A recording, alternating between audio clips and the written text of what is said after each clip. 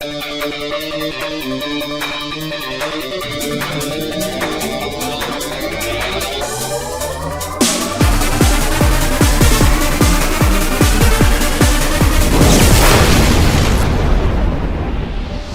I'm Simon Adebisi and welcome to highlights of the 2012 Formula SimRacing World Championship. Round 9 of the championship is the favourite for many drivers, the Belgium Grand Prix, staged around the historical Circuit de Spa-Francorchamps. At just over 7 kilometres in length, the track is easily the longest on the calendar and features some of the most famous high-speed turns, including Eau Rouge, Pouhon and the full-throttle Blanchiment. With a diverse range of corners, this track demands both driver skill and proper setup in order to perform at the top level. Taking his second pole position on the trot, Ghostspeed's Morgan Morand again set the fastest time, ensuring the best possible start to the weekend. Jeffrey Rietveld continued his amazing form to start in second, beating out defending champion Bono Huis, who would have to settle for third. Philip Puška achieved a strong result for fourth, as did both Yannick Lapchan in fifth and Uros Masculi in sixth. Netrex's Gergo Baldi set the seventh fastest time, and now driving for his new team, Marcus Hoffman qualified in eighth, getting an RC France racing car into Q2 for the very first time. Patrick de Wit would start in ninth, just ahead of Blair Disley in 10th. Surprisingly, Rasmus Tali missed out on the top 10, settling for 11th, as did Edward Malorqui, who could only manage 12th on the grid. Renaud Room announced that this would be his final WC race for the season, and he qualified in 13th, just ahead of Jim Paresis, who again struggled somewhat, only managing 14th on the grid. Peter Burlak also struggled, starting in 15th, ahead of yet another WC first-timer, Matteo Vecchioni, who qualified in 16th position. To the race start, and once again Morand had a brilliant launch, cleanly getting off the line. Huis challenged Rietveld up the inside into La Source, and the two swapped positions. There was plenty of tyre rubbing through the turn 1 crunch, and on exit Malorqui was squeezed between Vecchioni and Paresis and was sent sliding off the track and into the barriers. Down the hill, Morand was already several car lengths ahead, and up into 7th, de Wit had made his typical great start. The field cleanly made it through Eau Rouge in single file, though Masculi ran slightly wide, costing the Italians several positions. Down the Kemmel Straight, Rietveld moved alongside Huis, and into Lacombe, Huis held the inside line as the pair drove side by side through the three-corner complex, though Huis managed to maintain his position. Just behind, Lapchan had to lift off the throttle, and de Wit pounced on the Frenchman, moving up into 5th position after just a third of a lap. After the opening lap, Morgan Morand was well clear of Bono Huis, ensuring the precision driver would not be able to enjoy his slipstream. Yannick Lapchan appeared to be running higher wings, and he lost out to Baldi down the Kemmel Straight, while Hoffman retook 9th position from Masculi. De Wit then made a slight mistake into turn 11, dropping off the track, side-swiping the wall, and losing positions to both Baldi and Lapchan.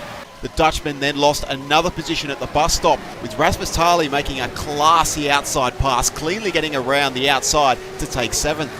Meanwhile, Stoffel Vandoorne was advancing at his home track, passing John-Eric Saxon into the final chicane, overtaking Ville Lepela into La Source, and then Blair Disley with an aggressive pass around the outside of the Fagnes chicane. Lap 3 and the drafting down the straight continued, with Jeffrey Rietveld again getting alongside Bono Huis, but this time the GT Amiga driver was stronger under braking, and he took the second position away from the defending champion. Meanwhile, Yannick Lapchan passed Gergo Baldi for 5th, and Patrick de Wit got past Rasmus Tali for 7th. However, further behind, things got messy when Hoffman went into turn 10 a little too quickly, and he tapped the back of Tali, sliding out of control, leaving Masculi and Room nowhere to go, with both drivers losing their front wings. With damaged cars causing a minor traffic jam, Jim Paresis was caught out and he span his car through Pouhon, though the Greek driver managed to keep his engine running. Meanwhile, Vandoorne continued his charge, passing teammate Matteo Vecchioni for 9th, and a mistake from Blair Disley dropped the Australian out of his 11th place. While the top 5 began to spread out, Gergo Baldi couldn't escape from de Wit, and after a couple of attempts, the Macor driver eventually made a pass into the final chicane for 6th. Tali soon followed suit, drafting past the Hungarian down the Kemmel Straight. With Baldi very much on the defensive, Vandoorne closed in on the Netrex driver and attempting a bold pass into Blanchiment. The two came together, with Baldi helplessly sliding across the tarmac, fortunately keeping it out of the barriers. However, he had lost valuable time and had been dropped way down into 12th place.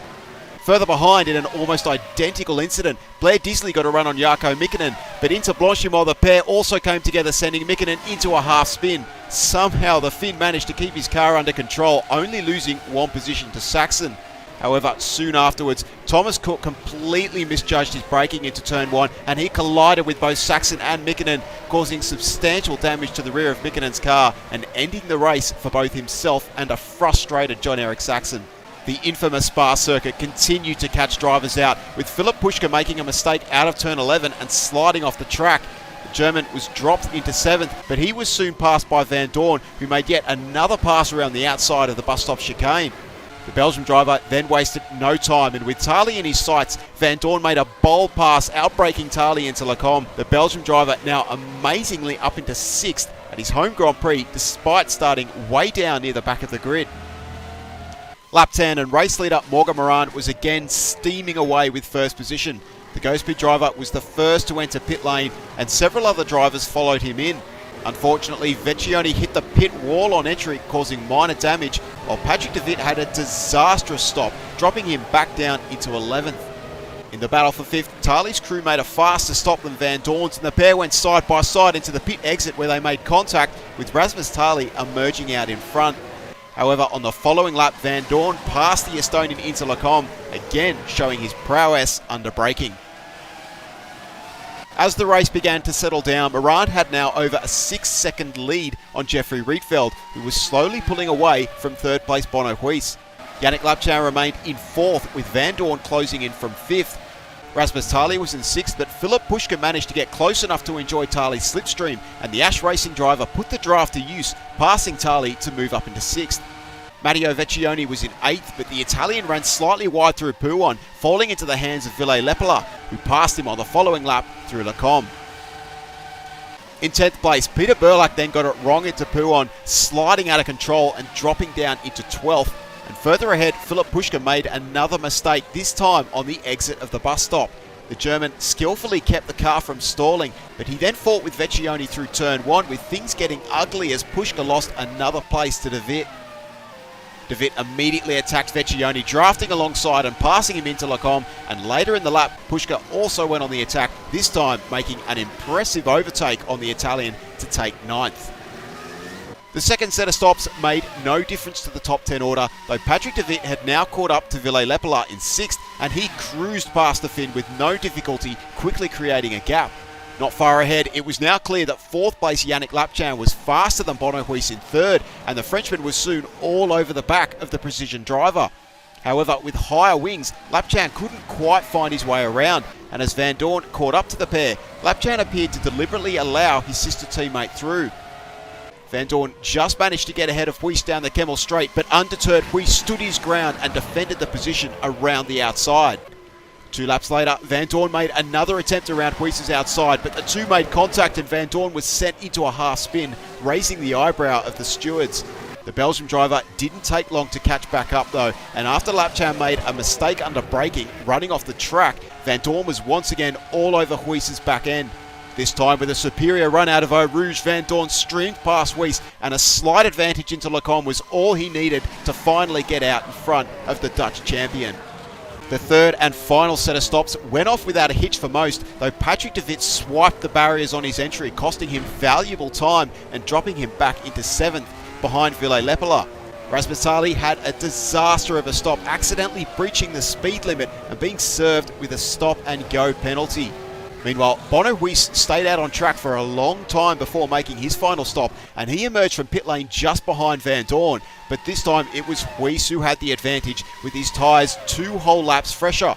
Huis wasted no time, and he showed his class with an impressive overtake through the inside of the final chicane, and then slowly established a gap over Van Dorn. Further behind, Vecchione continued his fight with Puschke, but sadly the Italian's day ended early after he lost control after running wide, crunching into the barriers and stalling his engine. And on the final lap, Rasmus Tali had recovered somewhat, now running in 10th place, but through Lecombe the Estonian lost control, sliding hard into the barriers and beaching his car in the gravel trap. Tali eventually managed to get his car back on track, but he had lost the final point with just half a lap still to go.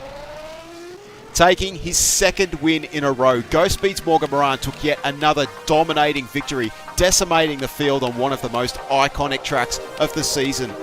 10 seconds behind, Jeffrey Rietveld continued his amazing form, achieving podium number 2 from just 4 WC starts.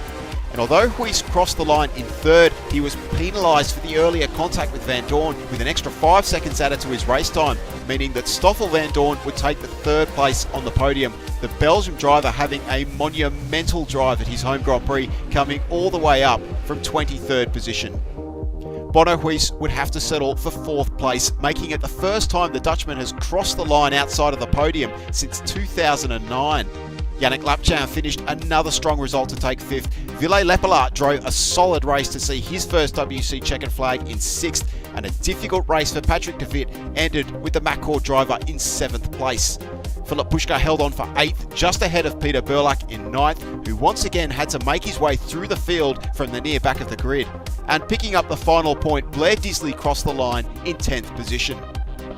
So looking at the driver standings, and the gap between Huis and Morant has once again come down, with Huis now only 29 points ahead. Tali failed to score today, but he remains comfortably in 3rd place. However, 4th through to 9th position are now separated by only 5 points. Rietveld, Nilsson, Lapchan, Van Dorn, de Wit and Baldi are all still a chance to catch up to 3rd place in the standings. Saxon also failed to score today, but he remains just inside the top 10. Precision are now almost a certainty to take the Constructors' Trophy, with a 116-point lead over 2nd place. GT Omega have once again scored a healthy number of points, as has Go Speed Racing, with the fight for 2nd place heating up with only 6 rounds remaining. Twister remain in 5th, and Macor and Netrex continue their fight, with Macor retaking 6th position. Elsewhere, Van Dorn's result has given AC Racing a much-needed points boost, and Ash Racing have moved into 10th ahead of Silverline. The next race will be the Italian Grand Prix, and you can watch that race live as it happens at SimRace TV on the 26th of August at 4 PM GMT. And don't forget to check out the Formula Sim Racing Fantasy League and FSR on both Facebook and on Twitter. We hope you've enjoyed this presentation. I'm Simon Adebisi, and we'll see you in 2 weeks' time for the next round of the 2012 Formula Sim Racing World Championship.